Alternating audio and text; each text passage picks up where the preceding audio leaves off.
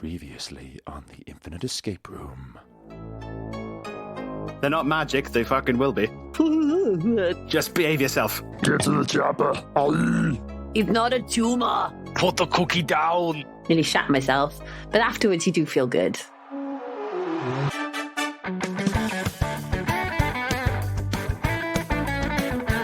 Hello, and welcome to the Infinite Escape Room, the puzzling podcast where geographically diverse chums come together, solve an escape room of the ears, and then bugger off to the pub for a drink.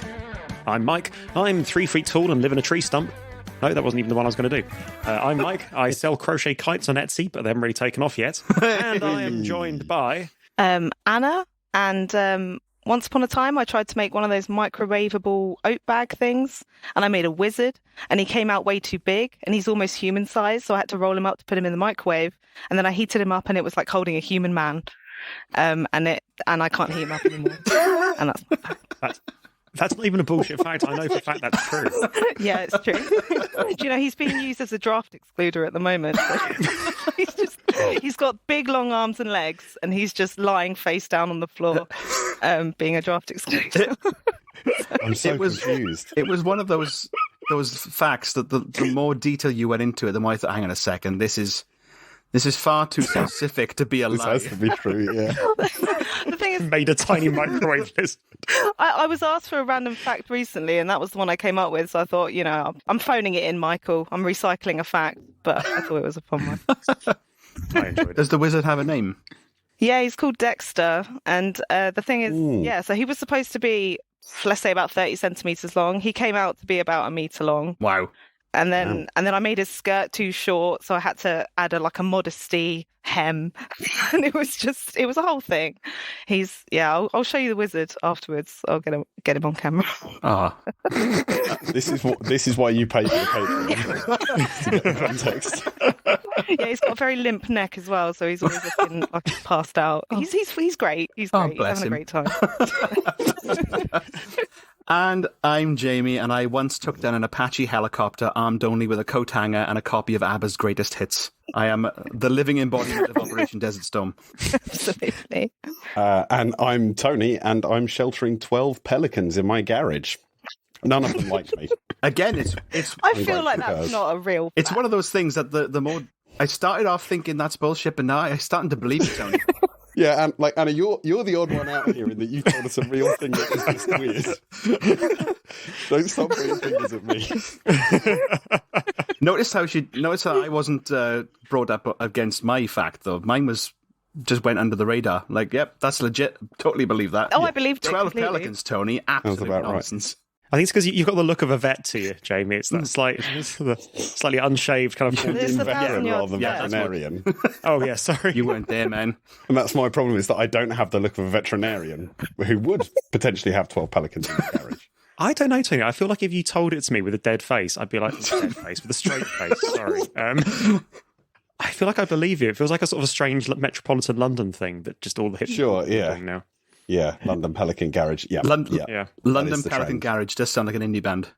It does, yeah. I'd listen to that.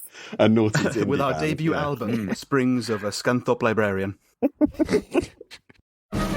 And this episode is brought to you by Jizz Fliskits Soggy Biscuits and by our patron, Ryan Sparrow. Ryan Sparrow and Charlotte Knowles. Sorry for including you in the same sentence as our... Now, is this sponsor Soggy Biscuit a subscription service or a one-off product? Because I'm intrigued. I don't want to talk about this. It was started by David Cameron. There you go.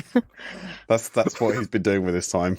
David Cameron's pulled pork or something. Oh, no. Pushed pork. Now I'm upset. You've had pulled pork, but have you had pork before? Squared. Continue. Here's how the show works. I will present a part of the Infinite Escape Room, a Mobius curve of puzzles, scenarios, and possibilities, seamlessly linking to one another in an endless escape experience. The others, Anna, Jamie, and Tony, will try and solve it, and if they don't manage it in the allotted time, then dire consequences await. It's thirsty work escape rooming, though, so after each one, we take a step halfway off of infinity to the pubiverse for a cosy boozer and a pint, and debrief and a chat. But that'll be the next episode. Anyway, that's the premise. Are you ready, folks? Let's do this. Yeah. Yes. Yep. Then let's enter the Infinite Escape Room. Bum, bum, bum, bum, bum, bum, bum.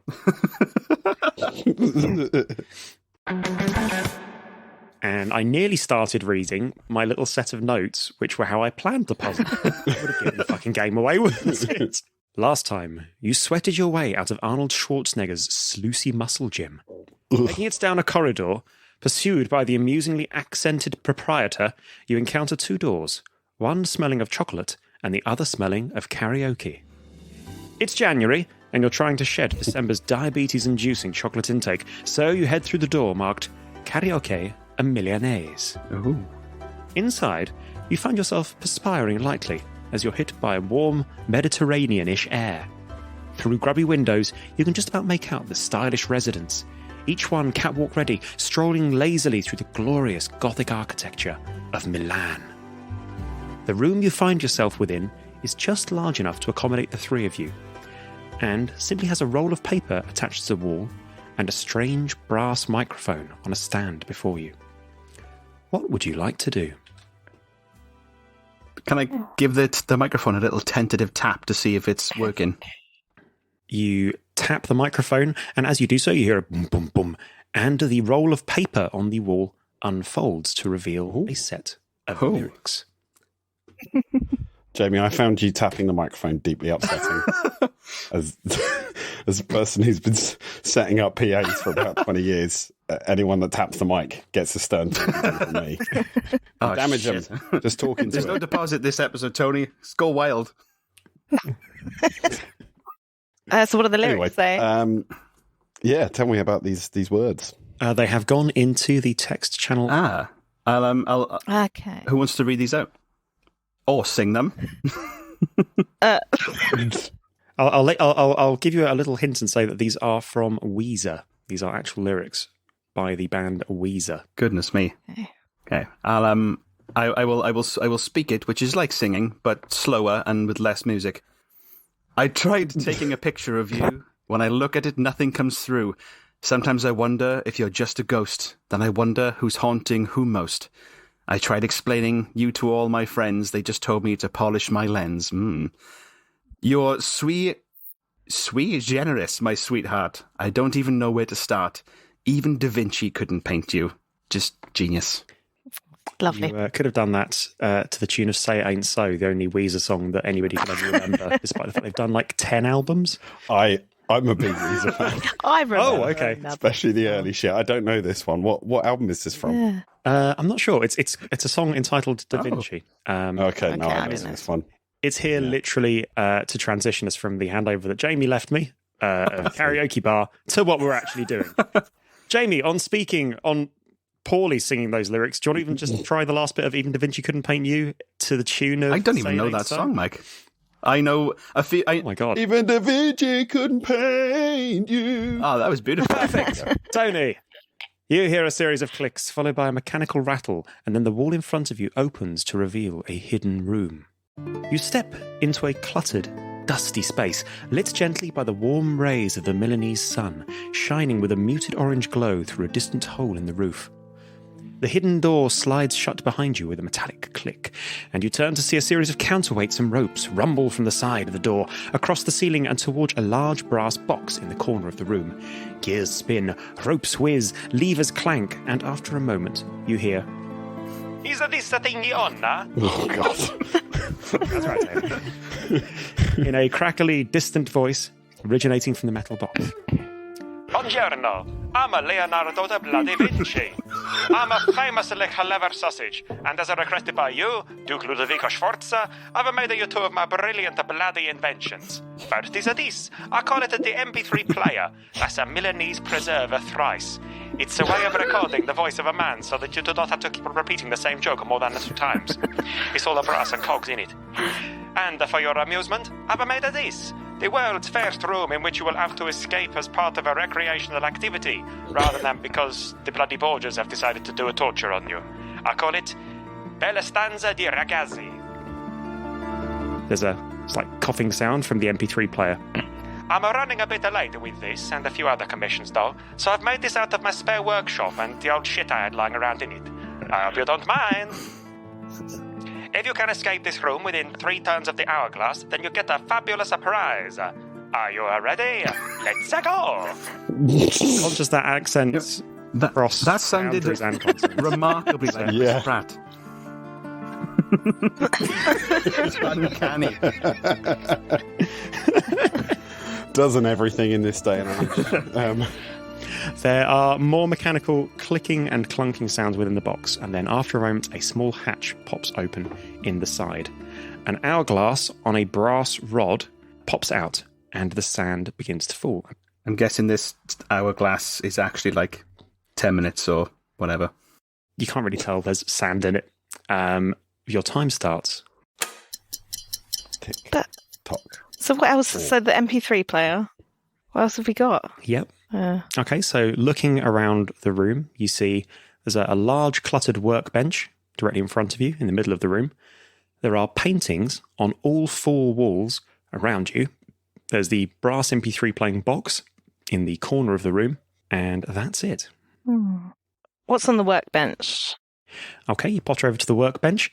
It's a lovely solid wooden thing, cluttered with odds and ends of inventions, which are so old that they dissolve into dust merely from the weight of your gazes, and may just be set dressing. A few items appear to be untouched by time, though.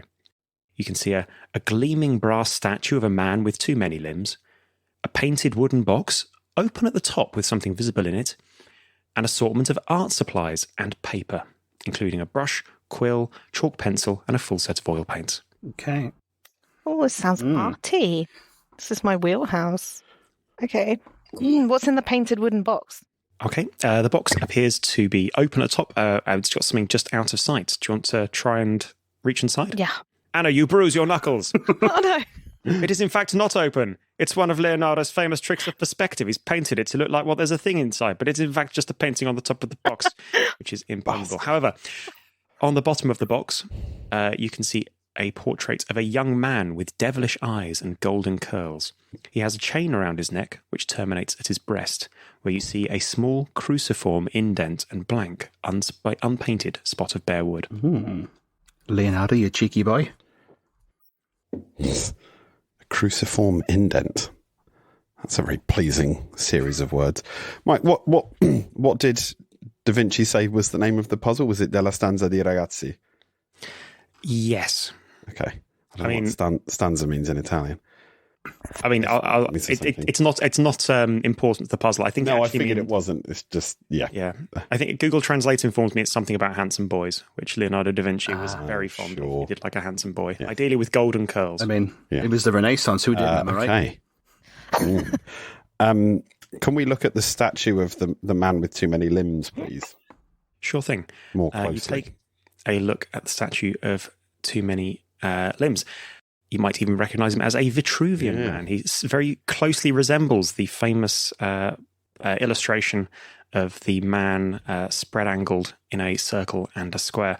It's a small golden statue of man, anatomically perfect in every way, suspended in a metal circle and square, with 2 sets of arms and 2 sets of legs. Can you move the arms and legs?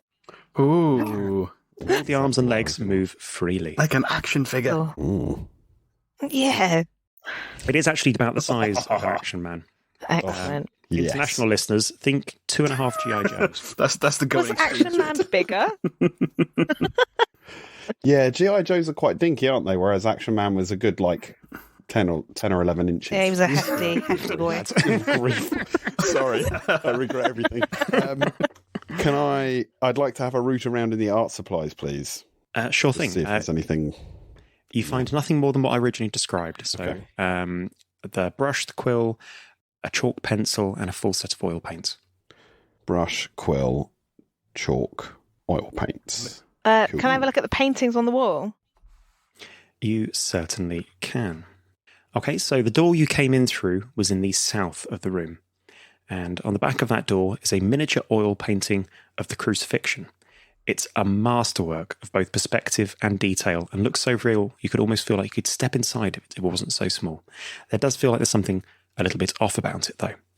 The west wall has 2 paintings on it, one in the northwest and one in the southwest. Both appear to be drafts of Leonardo's magnum opus, The Last Supper, and face into the room. The north wall has 1 painting on it. It's another early draft of The Last Supper, similar to the rest, and facing outwards into the room. And the east wall has 2 paintings on it. These also appear to be drafts of The Last Supper, very similar to the others, one on the northeast and one on the southeast of the room. As with the others, they face outwards into the room. Mm-hmm. Can we get a closer inspection of that crucifixion painting and have a little touch around the frame, etc., to see what it is that's off about that? So you take a look, and it's painted with Leonardo's famous attention to light, detail, and perspective that makes it feel almost 3-dimensional on a 2-dimensional plane. Feeling around the frame, nothing feels unusual, but that does still strike you something slightly off about it. Can I touch it? Can I touch the painting? You do, Anna. You touch the painting, and as you run your finger along, it's sacrilegiously depositing the oils from your hands on it and probably ruining years' worth of preservation, knocking billions off the list price on eBay. You feel that the tiny form of Jesus on the cross is in fact 3-dimensional and pops off into your hand. Oh no! What have I done? Put it in the bottom of the box. Yeah, we need to go put that in the box. You add the tiny Jesus on the cross onto the bottom of the chain of the beautiful boy.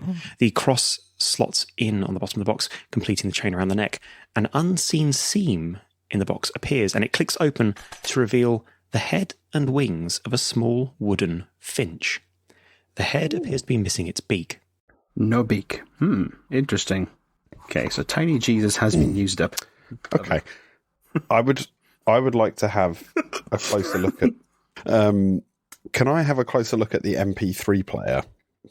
You certainly can. You take a look at the Milanese Preserver Thrice, or Yes. MP3 player. It's around the size of a portaloo.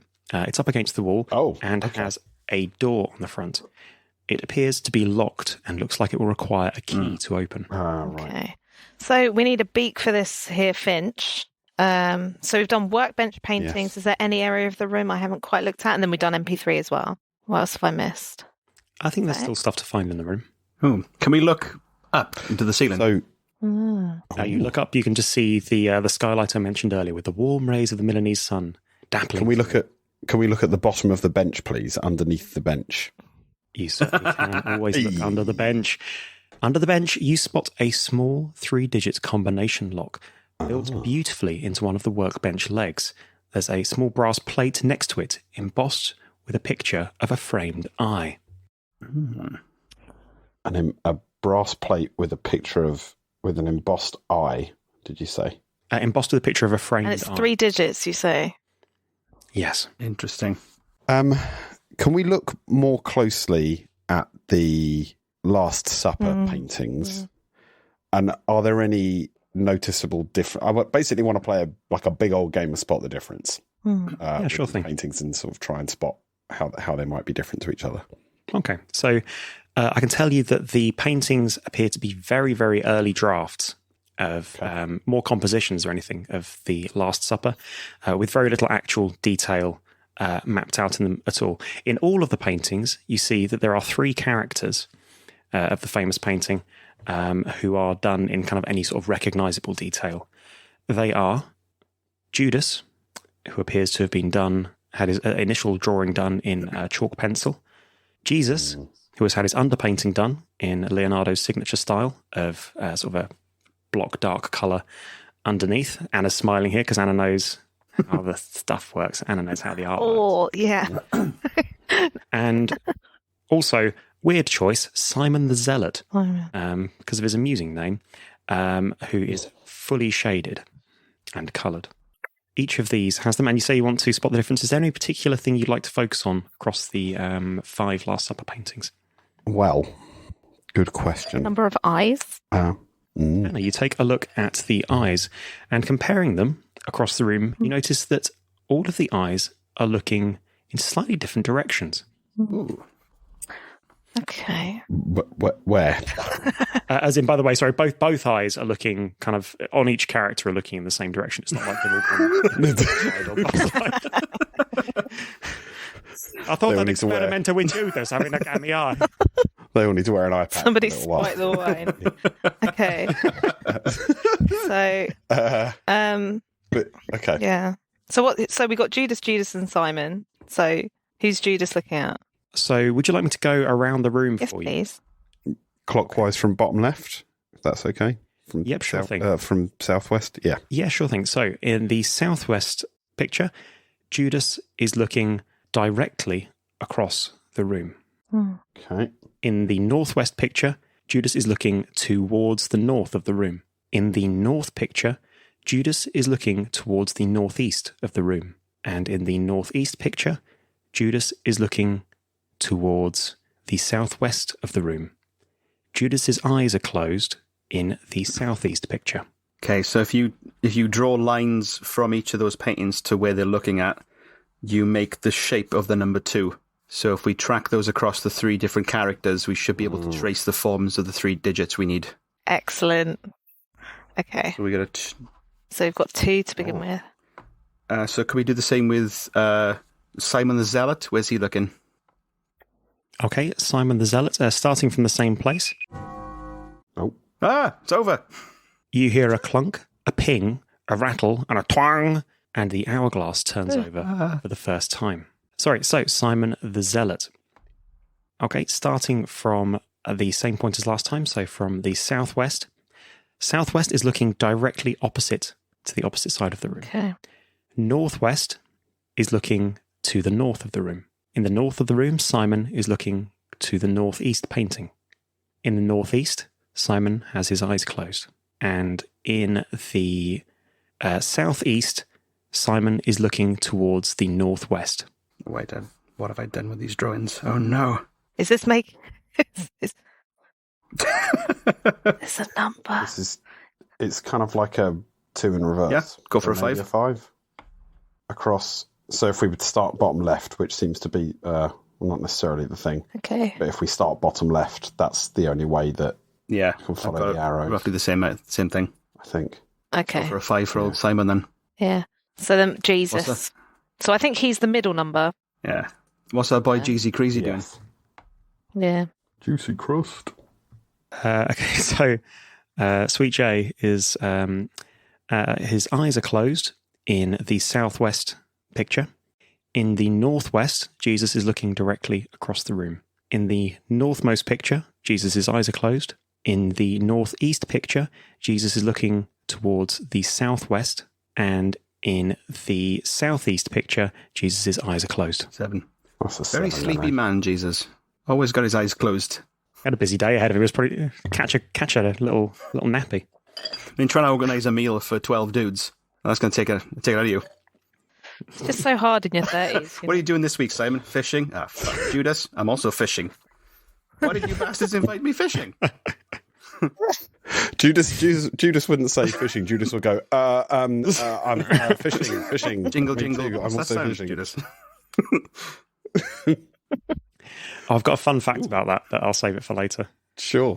I'm excited about your Judas pub fact. I'm going to make a note of that. Well, it's a Judas in the Last Supper fact. In fact, it's a really quick one. Basically, Judas in the Last Supper was very nearly a cardinal who hassled Leonardo about getting the Last Supper finished. And it was like, if you hassle me this anymore, I've been looking for a model for Judas, and it might be you. I'm going to put you in the bloody painting.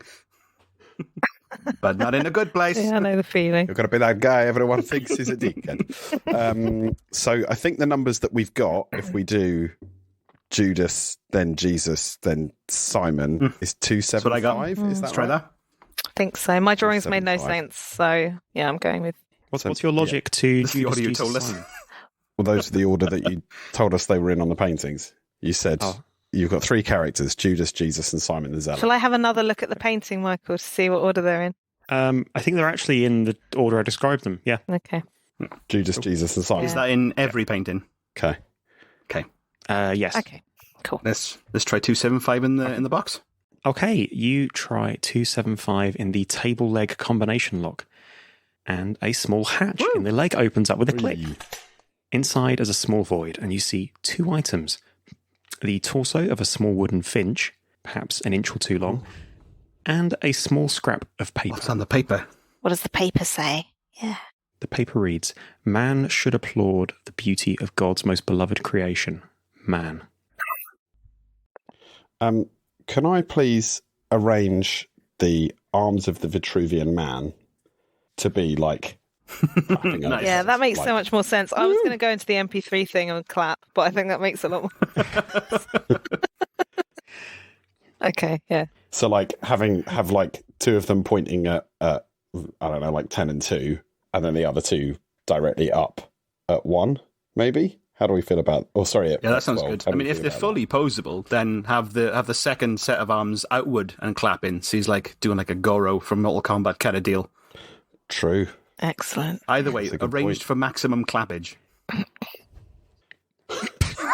Make them clap, Mike. Okay, you bring the tiny arms of Vitruvian man together and clap them with a little brassy ding. Lovely. Again, there is a little click and then a little bonk.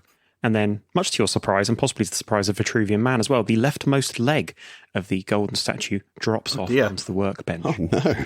Jutting from the end of it, you spy a rolled scrap of paper. Oh, man.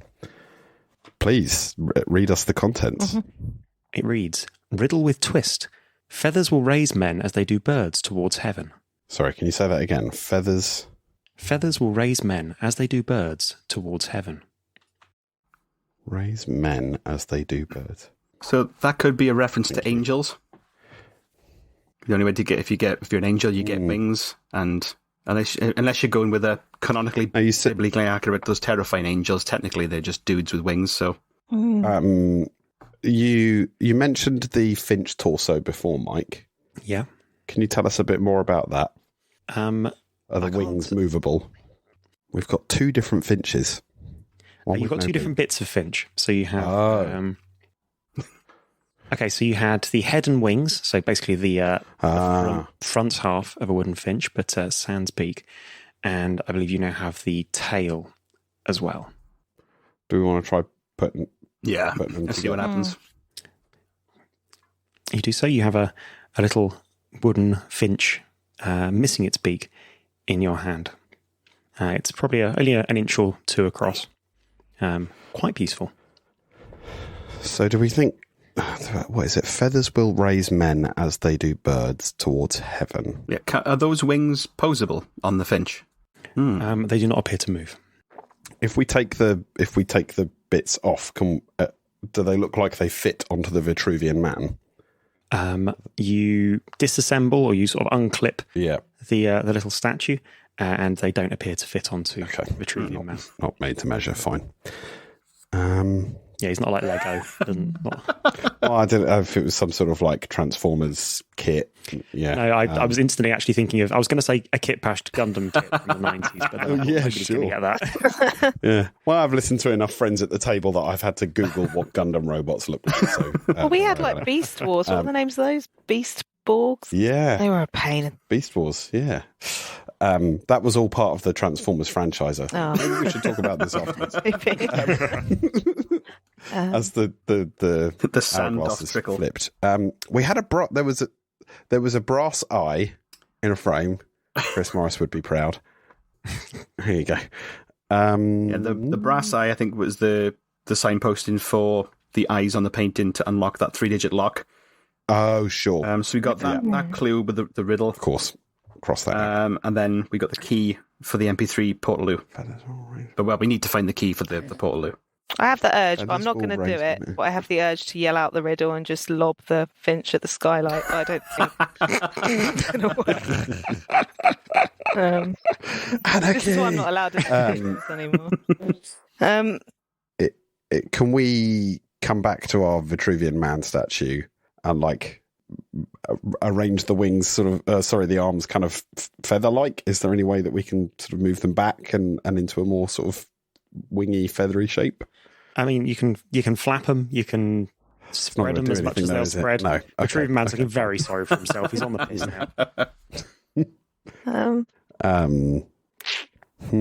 Oh, wait. There was a quill. Yes. The art supplies. There's a quill in the art supplies. And that is what is a quill but a feather being put to a specific purpose. So what do we do with the quill? Hang on. Feathers will raise men as they do birds towards heaven. Is the riddle with a twist? Well, actually, I don't know if I can ask this. I don't know. Is that relevant? The title of the riddle? Is that part of the riddle? I mean, I've given it to you along with them. Maybe can we deconstruct the quill somehow? Well, you take a look at the quill, and it does seem, actually, now you're holding it in your hand, somewhat thicker and heavier than you'd expect. And you can hear a faint rattle inside. Sort of twist I don't know if there's like a metal bit on the end of the quill or something, twist that to take them apart. You twist it, and at your twist, an invisible, beautifully carved seam becomes apparent and parts. Inside the quill is a small hollow tube from which drops the tiny wooden beak of a bird. Okay, can we put it on the finch? Assemble a finch. You put the beak on the finch, and do you reattach its bum to its... It would be the right thing to do. I'm going full finch, mate. Okay, you go full finch. You put the bits back together, and as the final piece slots in, it clicks and it whirs with strange wooden 1500s-y clockwork and flaps its wings once, twice, thrice, lets out a rather wooden-sounding tweet, a bit like a penny whistle. That was rubbish. That was equally rubbish. Discord's noise cancellation is working overtime, so we can't hear it. It's probably a mercy. And after a moment and its pathetic little whistle, it is still. Then its breast parts to reveal a small compartment within. There is a small key inside. Congratulations, you have found the Finch key. Nice. Long old walk for that one. And there is a pom and a cling from the hourglass, and it turns its final turn and starts pouring the other way. Let's jam that key in the portaloo hole. I mean, let's open. I don't know why did I describe it as a portal? Let us unlock the MP3 player with this key that we have found. You go to do so, and your time stops now. The key turns in the lock and you open it, and instead of seeing a portal to your freedom inside instead you find a grey bearded man looking quite tired and a little bit uncomfortable. He stares back at you somewhat goggle-eyed. Hello, it's me, Leonardo DaVinci. It looks like my Milanese preserver works. How long have I been in here? I'm very late with my commission anyway, but I always was. I'm a Leonardo DaVinci. I've been living on a moss in here for 400 years. Anyway, I really need a wee. You sound like Gino D'Acampo. Sorry, it's going all over the place. I'm trying not to sound like Henning Blake. He reaches into his very dusty robe, which dissolves basically upon his touch, falling into the floor, 500 years old, and produces a tiny flying machine made from the skeleton of a rat, and starts to whisk it up a bit like a kind of a hand-driven egg whisker, cake mixer whisker thing. He's obviously had 400 years to perfect it, and he starts to ascend. You grab hold of his feet and are dragged out of the ceiling via the skylight, and he whisks you away into the Milanese sun. I'm a bloody starving for a pizza, he says, and none of that's a thin nonsense. But then you get hit by an unexpected duck. And congratulations, you have solved my puzzle. I'll be honest with you, I did a Leonardo on this, in that Leonardo famously left a lot of stuff unfinished, so I just gave myself some bullet points and hoped I could wing it on the outro. You'd never know. Seamless. You'd never know. And you solved it with 9.5 minutes to spare. So oh, yeah. This is the brain trust. It was a 12-minute time, so you had 36 minutes and you had 9.5 minutes to spare, so it's bloody well done. Nice. Yeah. Woo, yes. Well done, everyone. Is Da Vinci naked in this scenario now? Because his well, you did say his robe crumbled away, so I felt someone's like getting we're a all face holding full onto his legs and of having that. to look up at his Inch, yeah. dusty gooch. Yeah. Dusty Goose is the name of another indie band.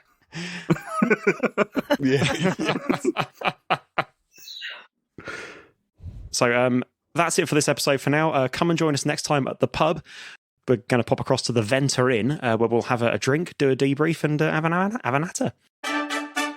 And if you enjoyed this episode, then leave us a review on your podcasting platform of choice. And if you really enjoy it and want to show your support, then consider checking out our Patreon program over at patreon.com/The Infinite Escape Room. There's shout out, early access to episodes, and the career limiting horror of my unedited recordings. We love you lots, and we'll see you next time on The Infinite Escape Room. Bye bye now. Bye bye. Bye.